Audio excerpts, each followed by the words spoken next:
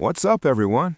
If you're in Georgia or planning to visit, you need to know about some major changes happening with weed laws in 2024 and 2025. The Peach State is making moves, but probably not in the direction you'd expect. Let's break it all down. First things first, recreational marijuana is still completely illegal in Georgia. And honestly, the penalties are pretty harsh. If you get caught with less than an ounce, that's a misdemeanor, and you could face up to a year in jail plus a $1,000 fine. But here's where it gets serious.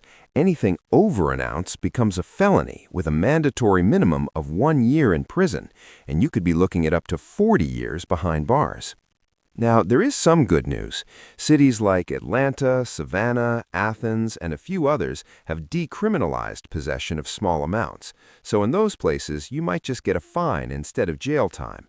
But that doesn't mean it's legal. You can still get in trouble. In 2024, Governor Kemp signed a new hemp law that changed quite a few things. Starting July 2024, you have to be 21 or older to buy any hemp products in Georgia. If you're under 21 and get caught with them, that's now a misdemeanor. The law also cracked down on THCA products. That loophole is officially closed. And hemp flower? That's now banned from being sold, even if it's technically low THC. The good news is that Delta 8, Delta 10, and CBD products are still legal, as long as they contain less than 0.3% Delta 9 THC.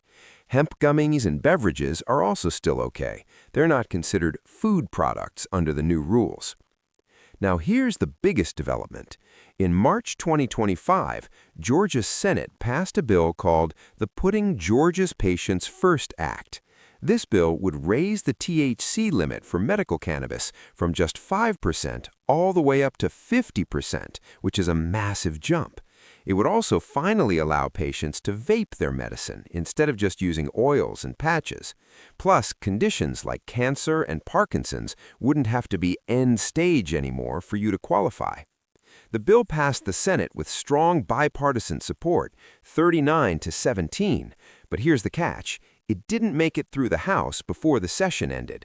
So right now, it's on hold until 2026, when lawmakers can pick it back up. So that's where Georgia stands right now.